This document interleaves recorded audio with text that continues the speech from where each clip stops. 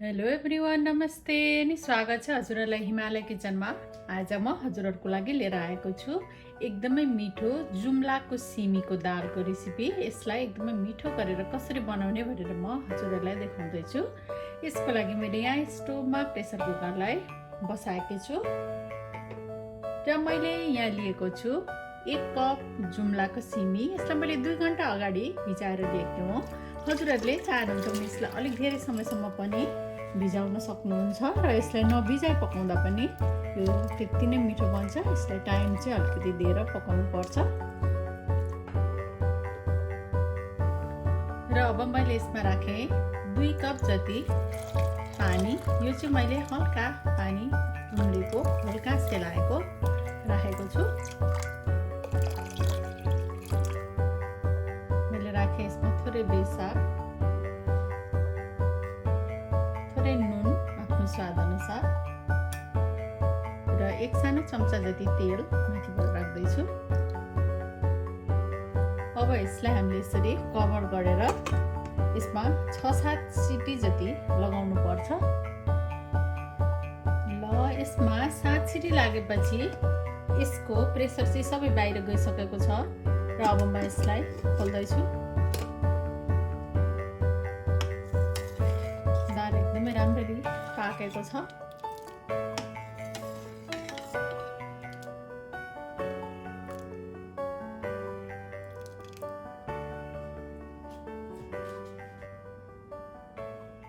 ल मैले यहाँ फेरि एउटा प्यानलाई बसाएँ र यसमा मैले राखेको छु 1 ठुलो चम्चा तेल र तेल चाहिँ अब राम्ररी तातिसकेको छ। यसमा मैले पुऱ्याएँ 1/4 चम्चा जिरा, त्यसैगरी एउटा रातो सुकेको खुर्सानीलाई राखेँ। खुर्सानी नराख्न चाहनुहुन्छ भने नराखेर बनाउँदा पनि हुन्छ। त्यसैगरी मैले यसमा राखेँ एउटा सानो प्याज,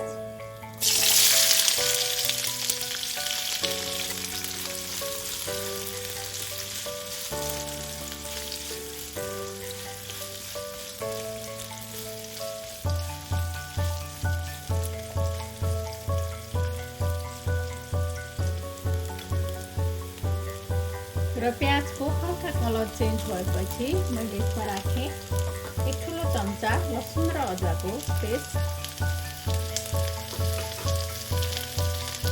चलाइदिउँ।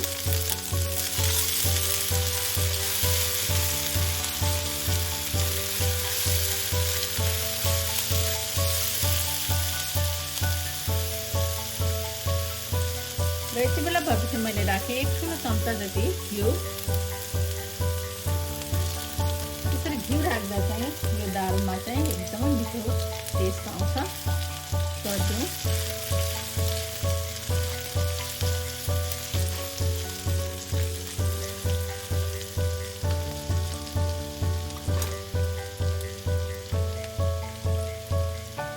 र यति बेला भएपछि मैले यसमा राखेँ 1/4 चम्चा जति बेसार, फेरि 1 सानो चम्चा जति कश्मिरी रातो खुर्सानीको धुलो, आधा सानो चम्चा जिरा धनियाको पाउडर,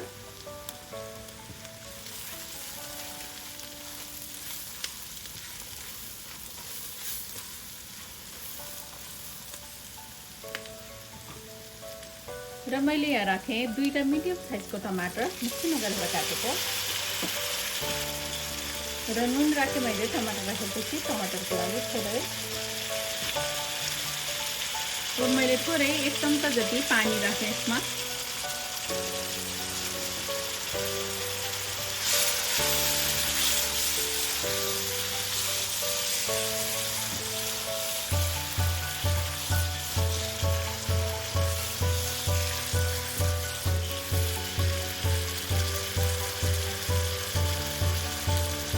अब यसलाई छोपेर टमाटर एकदमै राम्ररी पाकुन्जेलसम्म यसलाई पकाउनु पर्छ।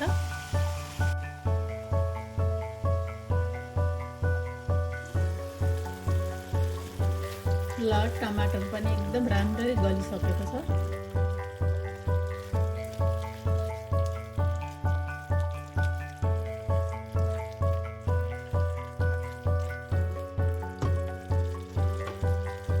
अब यति बेला भएपछि यसमा म राख्छु अघि मैले बोइल गरेको दाललाई।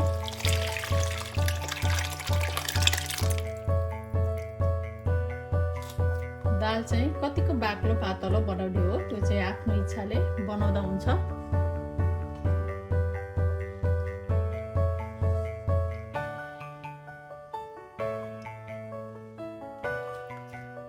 दाल चाहिँ अझै पनि अलिकति बाक्लो भएकोले म यसमा राख्दैछु आधा कप जति पानी।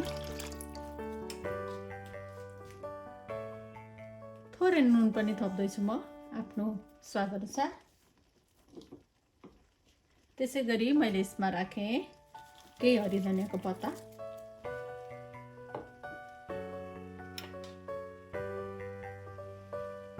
र 1/4 चम्चा गरम मसलालाई राखेँ। अब मिक्स गरिदिउँ।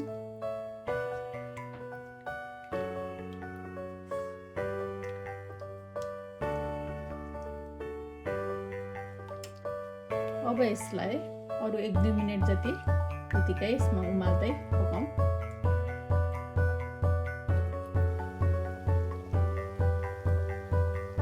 ल अब दाल उम्लिसकेको छ फेरि र राम्ररी पाकेर रेडी पनि भइसकेको छ।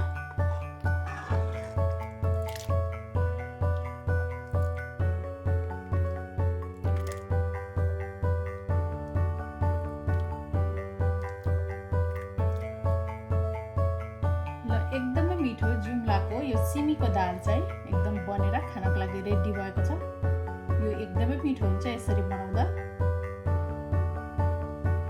हजुरहरू पनि यसलाई यसरी बनाएर खानलाई अवश्य पनि ट्राई गर्नु होला। हस्त यो मिठो जुम्लाको सिमीको दालको रेसिपी हजुरहरूलाई राम्रो लाग्यो भने हाम्रो भिडियोलाई लाइक, कमेन्ट, शेयर गरिदिनु होला। यस्तै रेसिपीहरूको लागि हाम्रो च्यानललाई सब्स्क्राइब पनि गरिदिनु होला। सब्स्क्राइब गरिसकेपछि नजिकै रहेको नोटिफिकेसन बेललाई पनि अवश्य पनि क्लिक गरिदिनु होला। फेरि पनि यस्तै मिठो परिकारको रेसिपी लिएर आउने नै छु। हाम्रो भिडियो हेरिदिनु भएकोमा हजुरहरूलाई धेरै धेरै धन्यवाद।